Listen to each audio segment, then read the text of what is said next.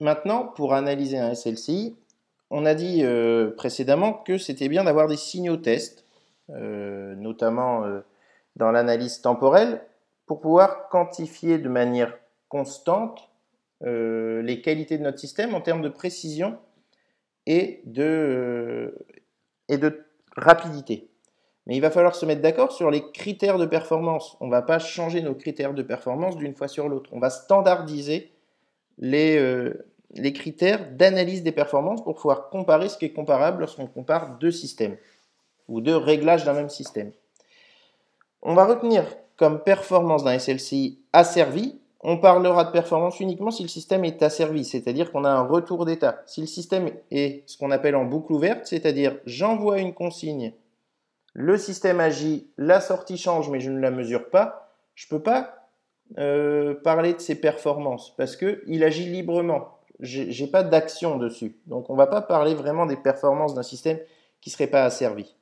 On va parler des performances d'un système asservi et on les a déjà évoquées précédemment. Les performances sont la précision, la rapidité et la stabilité. D'accord? C'est ça qui va nous intéresser lorsqu'on étudie un système linéaire continu invariant. Donc c'est quand on étudie un système asservi automatisé, en gros. La précision, on va étudier notre précision dans deux cas de figure. Est-ce que j'ai une consigne constante ou est-ce que j'ai une consigne variable? Nos deux signaux tests pour étudier ces deux cas de figure-là, on en a déjà parlé, c'est l'échelon d'un côté et la rampe de l'autre côté. Les erreurs qu'on va mesurer sont ce qu'on appelle l'erreur statique, lorsque c'est en réponse à un échelon, puisque l'échelon, c'est une consigne qui ne varie pas. L'erreur que je vais obtenir, elle est statique, elle ne bouge pas.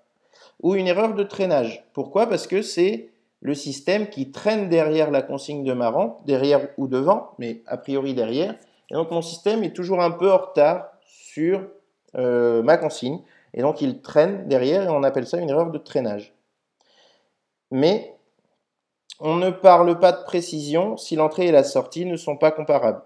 Qu'est-ce qu'on veut dire par là? On veut dire par là qu'on va pouvoir parler de précision si en entrée je mets par exemple la vitesse de mon moteur et qu'en sortie je récupère la vitesse de mon moteur et que je compare vitesse demandée avec vitesse obtenue.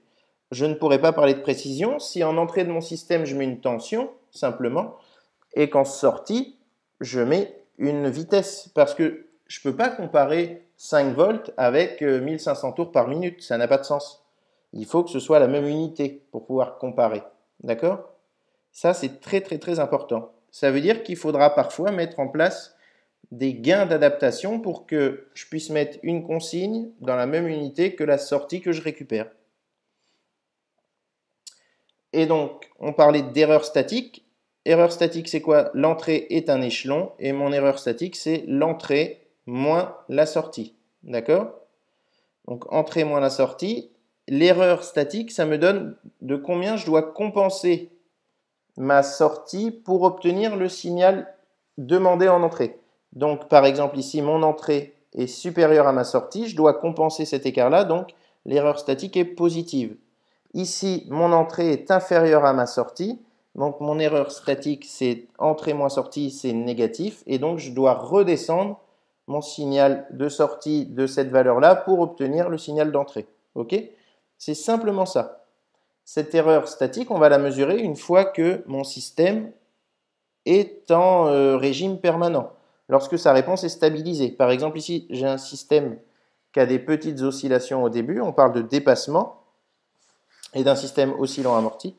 Eh bien, tant que la réponse de sortie est variable, je ne peux pas parler d'erreur statique. Il faut que le système arrête de varier pour ça.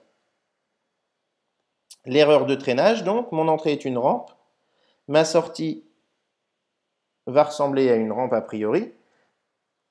C'est un exemple en tout cas.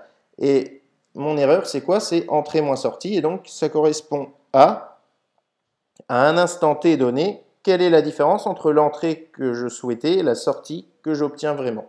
Ok? Erreur de traînage.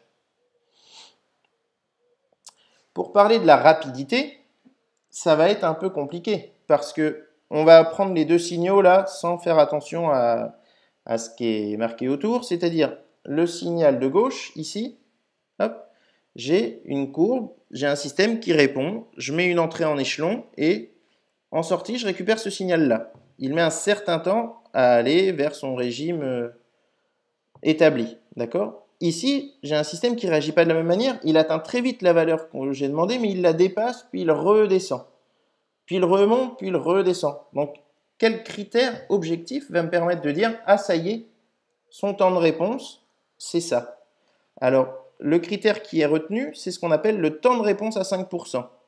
Le temps de réponse à 5%, c'est le temps que met le système pour rentrer dans ce qu'on appelle le tube des 5% autour de sa valeur finale.